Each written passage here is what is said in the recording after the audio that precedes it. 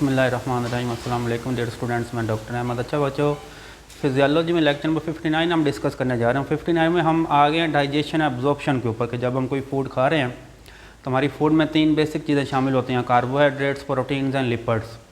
तो अब हमने इन तमाम की डाइजेशन एब्जॉर्प्शन पढ़नी। कार्बोहाइड्रेट्स की डाइजेशन हमारी बॉडी में कहाँ कहाँ हो रही है, और फिर हम प्रोटीन की डाइजेशन पे आएंगे, और फिर हम आएंगे लिपिड्स की, और डाइजेशन के बाद अब इनकी एब्जॉर्प्शन पे हम आ जाएंगे कि अब ये सारी जो चीज़ें हैं ये हमारे ब्लड में कैसे जा रही हैं। तो फर्स्ट हम बात करते हैं digestion and absorption of carbohydrates. तो पहले डाइजेशन ऑफ कार्बोहाइड्रेट्स की बात करते हैं। तो कार्बोहाइड्रेट्स हमारे पूरे डाइजेस्टिव सिस्टम में ये हज़म होते हैं माउथ और स्टमक के अंदर। तो फर्स्ट हम बात करते हैं कि माउथ और स्टमक में ये कैसे हज़म हो रहे हैं। हमारे मुंह के अंदर सलाइवा होता है, जो सैलरी ग्लैंड सलाइवा पैदा करते हैं। तो ये सलाइवा क्या होता है, हमारी फूड के साथ मिक्सअप होता है हमारे मुंह के अंदर। तो इस सलाइवा के अंदर एक एंजाइम होता है जिसको टाइलन एंजाइम या इसका दूसरा हमारे सलाइवा के अंदर ये एंजाइम होता है अल्फ़ा ए माइलेज। इसको कौन पैदा कर रहा है, ये एक किस्म का सैलरी ग्लैंड, इसको कहते हैं प्रोटीन ग्लैंड। हमारे मुंह में 3 किस्म के सैलरी ग्लैंड्स होते हैं, तो उनमें से एक प्रोटीन ग्लैंड है। तो प्रोटीन ग्लैंड ये अल्फ़ा ए माइलेज पैदा करता है। तो ये अल्फ़ा ए माइलेज क्या करता है, स्टार्च को माल्टोज में तोड़ता है। स्टार्च एक पॉलीसेकेराइड है, तो स्टार्च एक बड़ा कार्बोहाइड्रेट है, माल्टोज एक डाइसेकेराइड है। तो ये अल्फ़ा ए माइलेज क्या करता है, स्टार्च को माल्टोज में तोड़ता है। अच्छा, हमारी जो 3 से 5% जो स्टार्च है वो मुंह के अंदर टूट जाती है। अब देखें जस्ट 3 से 5% क्यों टूटती है, क्योंकि हमारी जो फूड है वो मुंह के अंदर ज़्यादा देर नहीं रहती, हम फ़ौरन उसको निगल लेते हैं। तो जितना टाइम उसको मुंह में होता है तो उस टाइम पे सिर्फ ये 3 से 5% जो स्टार्च है वही हज़म हो सकती है। और उसके बाद जो डाइजेशन ऑफ स्टार्च है कंटिन्यूस इन स्टमक। अब देखें हमारा ये वाला जो अल्फ़ा ए माइलेज है, जैसी फूड स्टमक में आ रही है तो ये स्टमक के साथ साथ नीचे आ रहा है, ठीक है। और स्टमक में भी क्या कर रहा है, हमारी जो कार्बोहाइड्रेट्स हैं ये स्टार्च इनको हज़म कर रहा है। तो ये 1 से 3 hours after is block bye acidic gastric juice. तो ये जब हम खाना खाते हैं उसके 1 से 3 घंटे तक हमारे पास ये वाला जो एंजाइम अल्फ़ा ए माइलेज ये हमारी स्टार्च को तोड़ता रहता है। लेकिन जैसे ही हमारे स्टमक में गैस्ट्रिक जूस निकलता है, गैस्ट्रिक जूस में HCl होता है, और HCl से हमारा जो स्टमक है वो एसिडिक हो जाता है। तो जैसे ही हमारा स्टमक एसिडिक होता है तो फिर ये वाला जो अल्फ़ा ए माइलेज है ये अपना काम करना छोड़ देता है।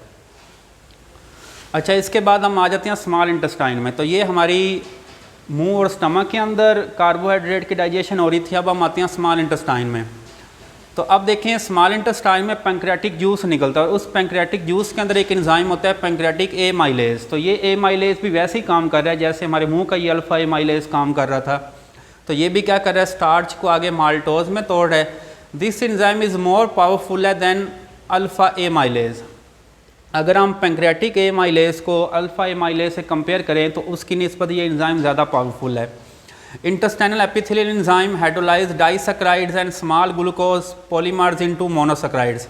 अब देखिए हमारा जो इंटेस्टाइनल जूस निकलता है या हमारे पास जो इंटेस्टाइनल एंजाइम्स होते हैं, तो ये एंजाइम क्या करते हैं, हमारे ये जो डाइसैकेराइड जिस तरह माल्टोज है और कुछ और मोनोसैकेराइड्स होते हैं उनको किस में तोड़ रहा है, ये मोनोसैकेराइड्स में, ठीक है।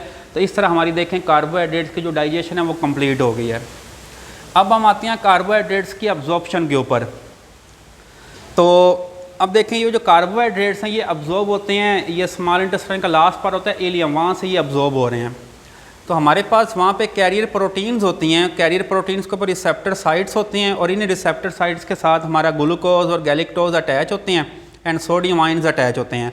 तो अब देखें ये ग्लूकोज, गैलेक्टोज और सोडियम जो आइंस हैं ये ब्लड में जा रहे हैं कैरियर प्रोटीन्स की मदद से, इसलिए इनको हम कहते हैं कि ग्लूकोज गैलेक्टोज को ब्लड में जाने के लिए कौन सी ट्रांसपोर्ट चाहिए, एक्टिव ट्रांसपोर्ट चाहिए।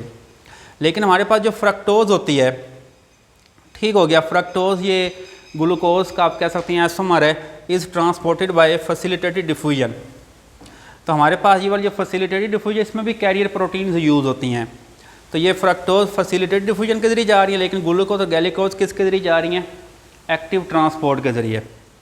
अच्छा, इसके बाद हम आ जाते हैं digestion and absorption of proteins के ऊपर। तो फर्स्ट हम बात करते हैं डाइजेशन ऑफ प्रोटीन्स की। अब देखिए हमारे पास जो प्रोटीन्स होती हैं, तो हमारे स्टमक के अंदर जो गैस्ट्रिक जूस निकलता है उसके अंदर एक एंजाइम होता है पेप्सन। तो पेप्सन क्या करता है, प्रोटीन्स को पेप्टॉन्स में पॉलीपेप्टाइड्स में तोड़ देता है। तो प्रोटीन बड़े मालिक्यूल होते हैं लेकिन पेप्टोन और पॉलीपेप्टाइड छोटे होते हैं। अब देखें ये ट्रिप्सन है, कीमोट्रिप्सन, ये कार्बोक्सी पॉलीपेप्टाइड, ये एंजाइम कहाँ पे होते हैं, ये पैंक्रियाटिक जूस के अंदर होते हैं। अब हम स्मॉल इंटेस्टाइन में आ गए।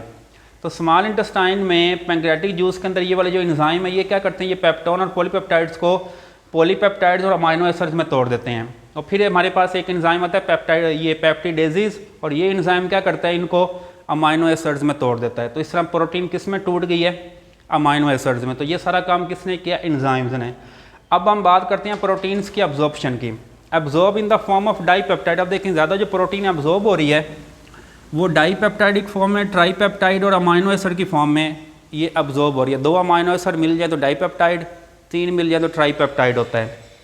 Rapid absorption of amino acid in duodenum, jejunum and slow in ilium.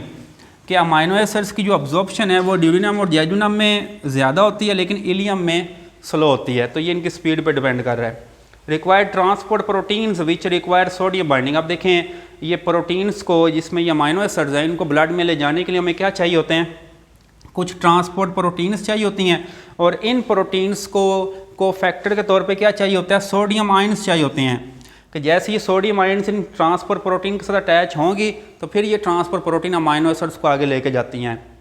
These are absorb by active transport system. इसलिए हम कह सकते हैं कि अमाइनो एसिड्स भी ब्लड में कैसे जा रहे हैं, एक्टिव ट्रांसपोर्ट सिस्टम के जरिए जा रहे हैं। लेकिन कुछ जो अमाइनो एसिड्स हैं वो फैसिलिटेटेड डिफ्यूजन के जरिए भी जाते हैं, और फैसिलिटेटेड डिफ्यूजन में कैरियर प्रोटीन्स यूज़ होती हैं।